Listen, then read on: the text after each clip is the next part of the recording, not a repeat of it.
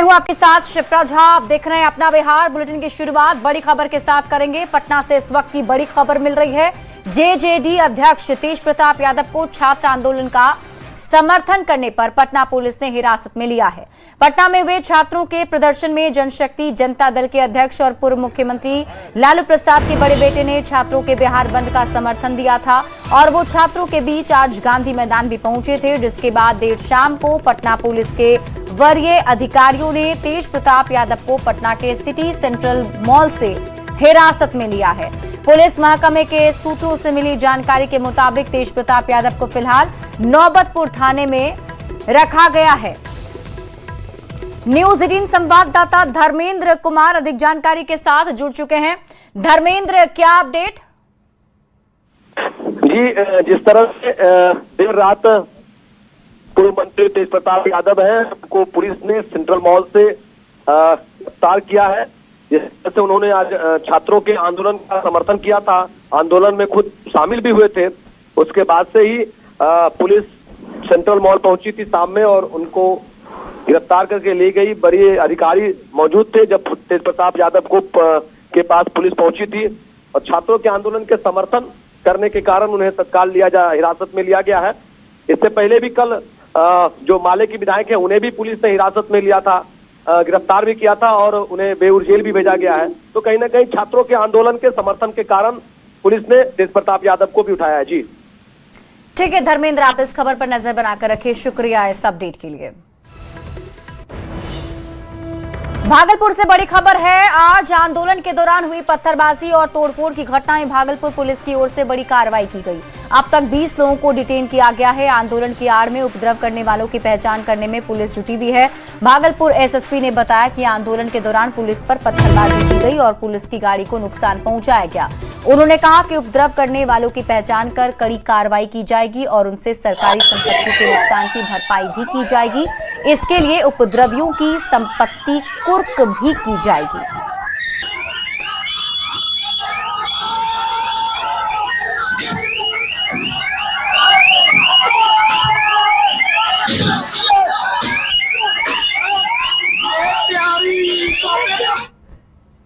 बिहार में पिछले 3 दिनों से प्रदर्शन और उपद्रव की आशंकाओं के बीच दरभंगा जिला प्रशासन और पुलिस पूरी तरह अलर्ट मोड में रहा। शनिवार को बिहार बंद के बावजूद जिले में कहीं से भी किसी अप्रिय घटना की सूचना नहीं मिली। सुबह 7 बजे से देर शाम तक डीएम और एसएसपी लगातार जिले की कानून व्यवस्था की निगरानी करते रहे। शाम होते ही पुलिस और प्रशासन के अधिकारियों ने शहर में फ्लैग मार्च निकाला और आम लोगों को सुरक्षा का भरोसा दिलाया। एसएसपी ने पूरे दिन मुस्तैदी से ड्यूटी करने वाले पुलिसकर्मियों की सराहना करते हुए उन्हें पुरस्कार दिए जाने की बात कही। पता चला कि जो जंतर मंतर में जो प्रोटेस्ट चल रहा था उसको कॉल ऑफ किया गया, तो उसी के मद्देनजर अगर कोई असामाजिक तत्व हो या कोई छात्र लोग हो बाहर आके नारेबाजी न करे और कुछ समस्या न करे, इसी के चलते हम लोग आज अभी शाम में फ्लैग मार्च निकाल रहे हैं डीएम सर के साथ। हम लोग सभी मुस्तैद है, अलर्ट मोड में हम फ्लैग मार्च कर रहे हैं। कोई अति उत्साह में कोई सेलिब्रेट न करे, सेलिब्रेशन की आड़ में कोई ज़्यादा जोश में कोई गलत काम न कर दे, इससे कुछ और कार्रवाई उनको करना पड़ेगा हम लोग को। इसलिए हम लोग फ्लैग मार्च कर रहे हैं कि लोग थोड़ा सा संयमित रहें और अपने ड्यूटीज़ को समझें और अनजाने में कोई ऐसा कदम ना कर दे गैर कानूनी तो उन पर कार्रवाई। मध्य प्रदेश के जबलपुर में हुए करीब 14 किलो 870 ग्राम सोना और 5,70,000 कैश लूटकांड की जांच की आज गयाजी जिले के इमामगंज तक पहुंच गई है। शनिवार को मध्य प्रदेश एसटीएफ, बिहार एसटीएफ और इमामगंज पुलिस की संयुक्त टीम ने रानीगंज बाजार स्थित प्रेम ज्वेलर्स में छापेमारी की। पुलिस ने दुकान की सीसीटीवी, हार्ड डिस्क और कई दस्तावेज जब्त किए हैं। साथ ही दुकान संचालक मनोज सोनार को पूछताछ के लिए अपने साथ ले गई। इमामगंज डीएसपी ने बताया कि कार्रवाई मध्य प्रदेश में दर्ज गंभीर आपराधिक मामले की जांच के सिलसिले में की गई है। सूत्रों के अनुसार पुलिस पहले से गिरफ्तार एक आरोपी की निशानदेही पर दुकान पहुंची थी। इससे पहले गुरुवा, आमस और मैगरा में भी छापेमारी की जा चुकी है। फिलहाल जांच एजेंसियां लूटे गए सोने के संभावित नेटवर्क और लेनदेन की पड़ताल में जुटी है।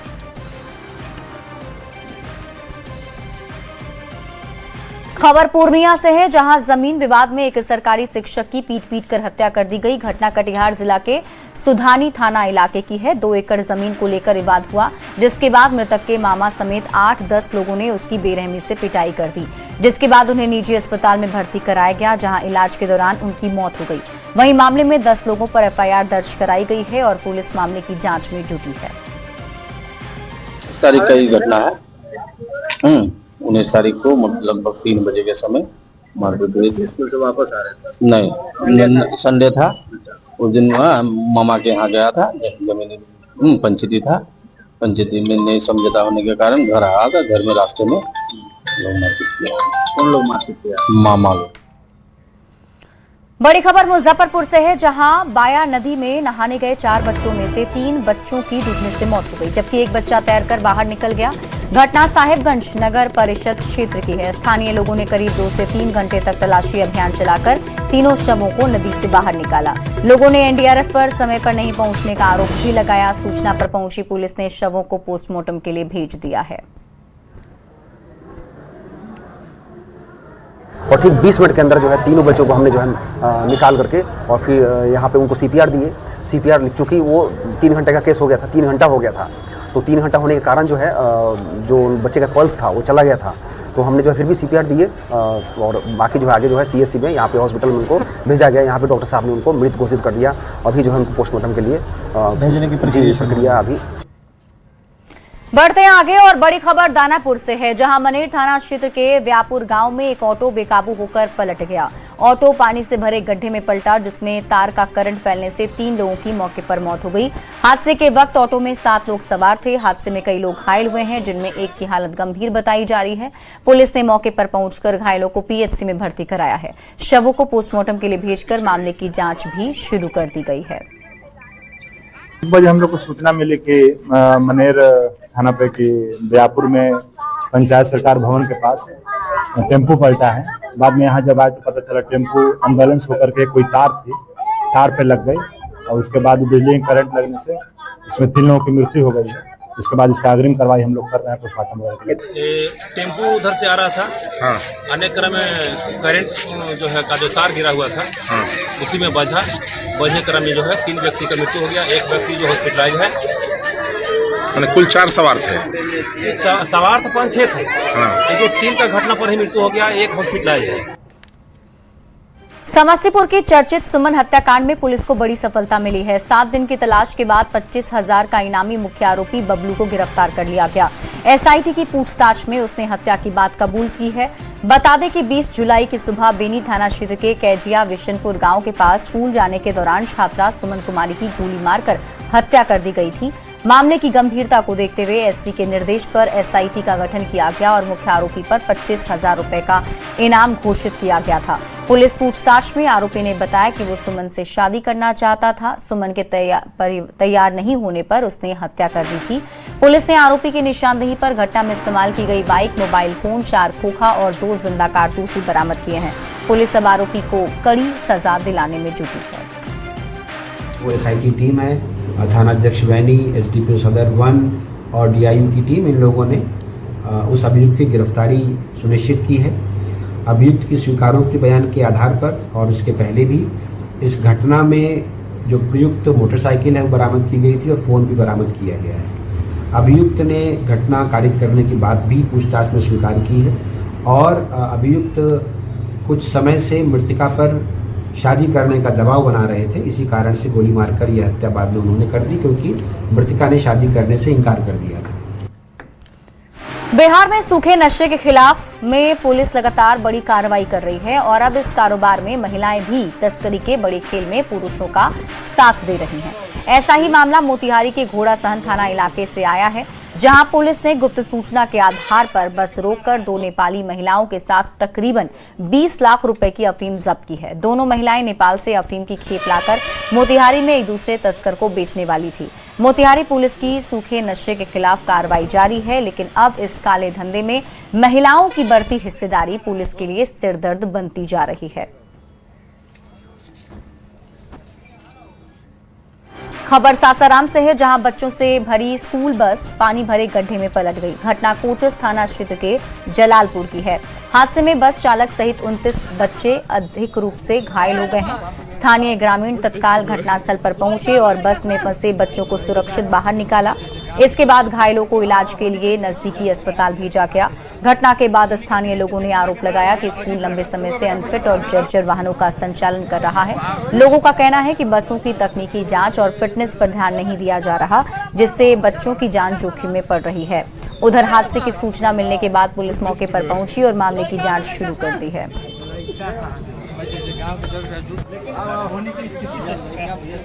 रोड पे बैठे हुए थे, डीपीएस कोचस का बस जो बच्चे को लेकर जा रही थी इधर से, और इधर मतलब कुछ का स्टीयरिंग फेल हुआ, क्या हो, ड्राइवर तो बोल रहा है कि स्टीयरिंग फेल है, और इसी दौरान गाड़ी पलटी कर गया इधर गड्ढे में।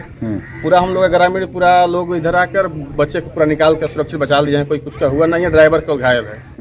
यहाँ डीपीएस विद्यालय का एक बस थी जो कि बिल्कुल अनफिट बस है। आज उसी पे हम लोग के पूरा गांव के जवार के बच्चे विद्यालय जाते थे, और अनफिट के वजह से आज स्कूल का विद्यालय पलट गया है, जिसमें पूरी लापरवाही विद्यालय के संचालक जो व्यवस्थापक हैं उनकी है। ये लोग जितने बिना नंबर प्लेट का गाड़ी देख लीजिए। बड़ी खबर जमुई से है, जहां खैरमा मोहल्ले के उत्क्रमित मध्य विद्यालय में हेडमास्टर पर बच्चों के साथ गलत व्यवहार करने का आरोप लगा है। हेडमास्टर के खिलाफ ग्रामीण ने जमकर हंगामा किया। आक्रोशित लोगों ने हेडमास्टर को स्कूल परिसर में रोक लिया और बंधक भी बना लिया। इसके बाद सूचना मिलने पर पुलिस मौके पर पहुंची, मामले की जांच कर कार्रवाई का भरोसा दिया, जिसके बाद हालात सामान्य हुए। ग्रामीणों का आरोप है कि हेडमास्टर का बच्चों के प्रति व्यवहार लंबे समय से ठीक नहीं है और कई शिकायतों के बावजूद सुधार नहीं हुआ। वहीं हेडमास्टर ने सभी आरोपों को गलत बताया है। मास्टर का गलत व्यवहार के कारण इतना भीड़ हुआ है सर। क्या व्यवहार गलत किया? बहुत मुंह पकड़ के गुटखा खिलाता है। बहुत कुछ हुआ है सर, समझे, बहुत कुछ हुआ जो कि हम बता नहीं सकते। बहुत गंदा व्यवहार किया। हाँ, गुटखा खिला, मनोरंजन सर नाम है उनका, गुटखा खिला देता है मुंह में। आज देखे तो ग्रामीण का भीड़ लगा था, इसमें छेड़खानी की बात कही गई है, जिसमें हमारे मनोरंजन सर के द्वारा, जिसमें लड़की को मुंह खोलकर उसमें गुटखा बाथरूम के जाते हैं तो उसके पीछे पीछे जाते हैं। ये बहुत खराब बात है जो हम ग्रामीण बर्दाश्त अब नहीं करेंगे। जितने भी शिक्षक हैं यहाँ पर सभी सुधर जाएं और उनको बर्खास्त किया जाए, डिसमिस किया जाए। हाँ, नो सस्पेंड। 5 बार तो हम लोग अपना जान बचाने के लिए हम लोग खुद पुलिस बुलाए, अपना जान बचाने के लिए। अगर बच्चा पर डांट धोप करते हैं पढ़ाई के दरमियान में तो ये लोग गार्जियन बुला लेते हैं। तो इसमें हम दोषी कहाँ से? यानी जो घटना घटा है सर, हम खुद आश्चर्यचकित है कि घटना घटा कैसे, हुआ कैसे, क्यों ऐसा का हो गया है। हम खुद पश्चाताप कर रहे हैं कि कल तो कुछ बाढ़ते ना हुआ है, लेकिन ये ऐसा का आरोप क्यों आ गया। गंज में जहरीले सांप का कहर बढ़ गया है। बीते 24 घंटे में सांप के डसने से एक महिला और एक बच्चे की मौत हो गई, जबकि 20 से ज्यादा लोगों का सरकारी अस्पताल में इलाज चल रहा है। सर्पदंश के ज्यादातर मामले ग्रामीण इलाकों से आ रहे हैं। डॉक्टरों का कहना है कि सांप डसने के बाद झाड़ फूंक के चक्कर में फंस जाने और इलाज के लिए अस्पताल में देरी से पहुंचने के कारण मरीजों की मौत हो रही है। डॉक्टर ने अपील की है कि सांप के डसने पर झाड़ फूंक के चक्कर में नहीं फंसे, तुरंत नजदीकी सरकारी अस्पताल में पहुंचकर इलाज कराएं। गोपालगंज में सांपों का कहर बढ़ गया है। बीते 24 घंटे में अलग अलग इलाकों में जहरीले सांप के डसने से 2 लोगों की मौत हो गई है। गोपालगंज के सदर अस्पताल में अभी एक महिला की मौत हुई है और देर रात कटिया थाना क्षेत्र के राजापुर गांव में एक बच्चे की मौत हो गई है। इसके अलावा तकरीबन 20 से ज्यादा लोग इस वक्त सदर अस्पताल में इलाज के लिए पहुंचे हुए हैं। इसका सीमा चौरसिया नाम है। सुबह वो घर बाहर रही थी, सांप ने काट लिया, हमने हॉस्पिटल लेके आया, 45 मिनट के अंदर इनका देहांत हो गया। ज्यादातर ग्रामीण इलाकों में ये घटनाएं हो रही है और हमारे साथ सदर अस्पताल के जो चिकित्सक हैं वो मौजूद है। इनसे भी बात करते हैं कि सांप डसने के बाद कैसे लोगों की जान बचाई जा रही है। सांप बढ़ने के डसने के केस भी लगातार आ रहे हैं। हाँ, अभी प्रायः देखा जा रहा है, जैसे मौसम में परिवर्तन हो रहा है तो स्नेक बाइट के केसेस अपने जिला में बहुत बढ़ा हुआ है। तो इसमें सबसे पहले करना क्या है कि अगर किसी भी तरह का अगर बॉडी में कुछ भी काटता है तो सबसे पहले आपको नज़दीकी स्वास्थ्य केंद्र जो है सरकारी, आप वहाँ पे जाइए, वहाँ से उचित डॉक्टर जो है उनसे आप सलाह लीजिए। तो अभी लोगों में देखते हैं कि लोग अक्सर अगर कुछ काटता है तो वो झाड़ फूंक में चले जाते हैं। तो डॉक्टर लगातार लोगों से ये अपील कर रहे हैं कि जब भी सांप डसे तो नज़दीकी सरकारी स्वास्थ्य केंद्र में पहुँचे और झाड़ फूंक के चक्कर में न फंसे। ये अपील भी लगातार की जा रही है। गोविंद कुमार, न्यूज़ 18, गोपालगंज। सहरसा के पत्थरघट प्रखंड क्षेत्र में जर्जर सड़क के विरोध में ग्रामीणों का गुस्सा फूट पड़ा। पत्थरघट अतलखा मुख्य मार्ग स्थित मिल्लत नगर लक्ष्मीपुर मोड़ से तिलाठी जाने वाली सड़क जर्जर हो गई है। सड़क की बदहाल स्थिति से परेशान सैकड़ों ग्रामीणों ने अनोखा प्रदर्शन करते हुए सड़क पर बने गहरे गड्ढों में धान की रोपनी की और प्रशासन का ध्यान आकर्षित करने की कोशिश की।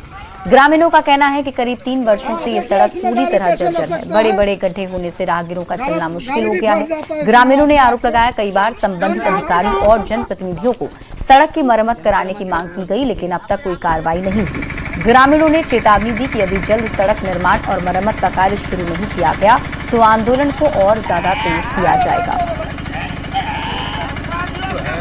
आज से 2-3 साल पहले से यहाँ कुछ नहीं की गई है। काम का शिलान्यास कर दिया है, समय सीमा भी उसका खत्म है। आएगा एक बार बना देगा, उसका कोई न देख रेख न कुछ।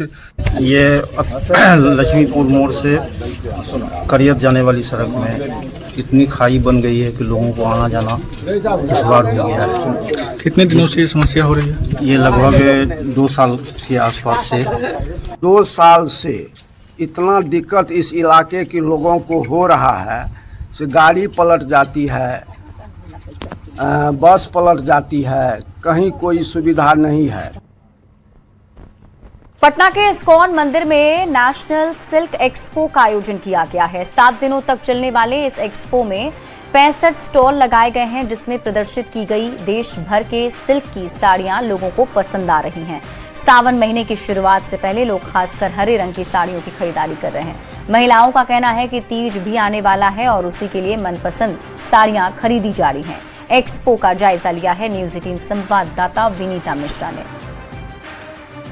पटना के इस्कॉन मंदिर में नेशनल सिल्क एक्सपो का आयोजन किया गया है, जहां देश भर के सिल्क एक छत के नीचे आपको बड़े ही आसानी से मिल जाएंगे। यहाँ 65 स्टॉल लगाए गए हैं और यहाँ देख सकते हैं कि अलग अलग जगहों के जो पॉपुलर सिल्क हैं वो आपको यहाँ मिल जाएंगे। खास तौर पर सिल्क की जो साड़ियाँ हैं वो लोगों को खूब भाती है, तो सिल्क की साड़ियों के कई जो क्वालिटी है आपको यहाँ बेहद आसानी से मिल जाएंगे। और यही वजह है कि यहाँ देखिए जो भीड़ भाड़ है स्टॉल पर वो नज़र आ रही है, क्योंकि सावन की शुरुआत भी होने वाली है और ऐसे में हरी साड़ियों की कलेक्शन हो या फिर घर में कोई फंक्शन हो, उसके लिए जो साड़ियों का कलेक्शन है वो यहाँ नज़र आ रहा है और महिलाएं भी साड़ियाँ खरीदती हुई नज़र आ रही हैं।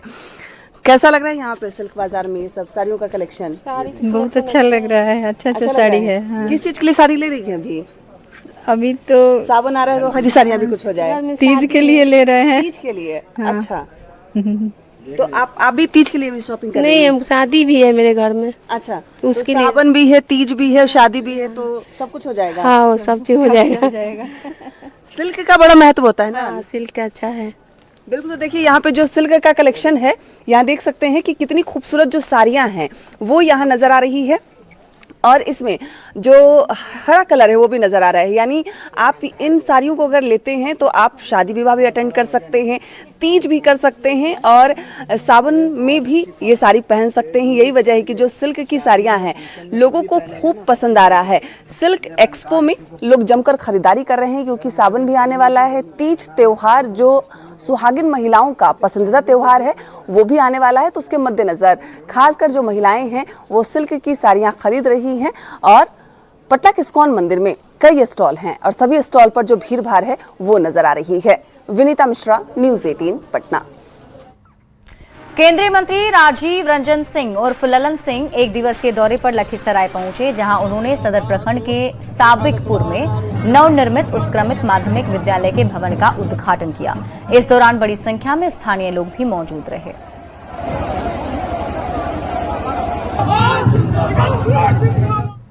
मुंगेर में सीआरपीएफ के शहीद जवान अमरीश कुमार को नम आंखों से अंतिम विदाई दी गई। 16 जुलाई को इम्फाल के जीरा बाग में ड्यूटी के दौरान उनकी तबीयत बिगड़ गई थी। बेहतर इलाज के लिए उन्हें अस्पताल में भर्ती कराया गया, जहां 22 जुलाई को उनका निधन हो गया।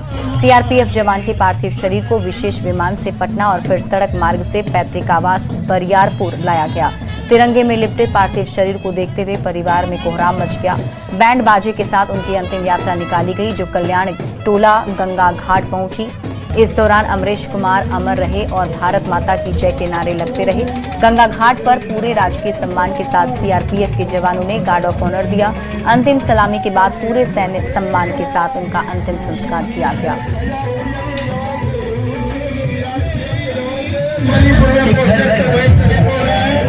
उनकी शहादत में आज का यह जो धर्मेंद्र प्रधान के इस्तीफे पर बीजेपी के राष्ट्रीय मंत्री ऋतुराज सिन्हा ने कहा है कि धर्मेंद्र प्रधान के इस्तीफे से मोदी सरकार बैकफुट पर नहीं आई है। उन्होंने अभिजीत दीपके पर तंज कसा और दावा किया कि पीएम मोदी और धर्मेंद्र प्रधान ने बच्चों की बात रखने के लिए सम्मान दिया है, लेकिन अब उन्हें समझ में आ रहा है कि कुछ लोग उनका राजनीतिक इस्तेमाल कर रहे हैं और उनके आंदोलन को हाईजैक करने की कोशिश की जा रही है। ना Dharmendra Pradhan paper leak mafia के सरगना है, ना मोदी सरकार बैकफुट पर है।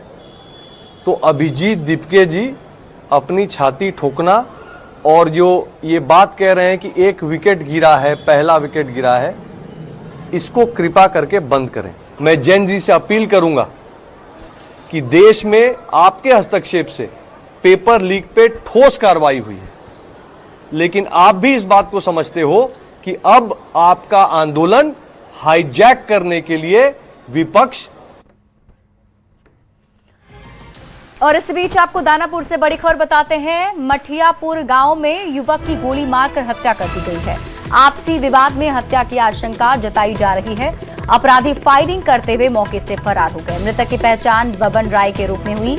मृतक के भाई पप्पू राय ने बताया कि गांव के ही पिंटू और दिलीप से बबन राय का पहले से विवाद चल रहा था और इसी विवाद को हत्या की वजह मानते हुए परिजनों ने दोनों पर शक जताया है।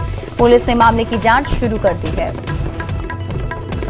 पहले से हाँ पहले से विवाद चल रहा था। किसके साथ? वही चाचा लोग के साथ, पिंटू उंटू के साथ चल रहा था। क्या कुछ पिंटू के साथ है, ये अपना दिलीप के साथ है, धनवीर के साथ है। धर्मवीर और ना पहले आया था। पहले हम उसको बाइक से जाते देखे, एक भैया है ना, बोले कि चलो मेरा परिवार को लाना है, तो बोले कि हम बाइक निकाले ना, तालुक उधर से आए एक आदमी बोले कि तो आपका भाई के मारा है, तो हम जैसे उधर से धर्मवीर उधर नहीं लोगा हम लोग को। और इसी के साथ इस बुलेटिन में अभी के लिए बस इतना ही। आप देखते रहिए न्यूज़ 18 बिहार झारखंड।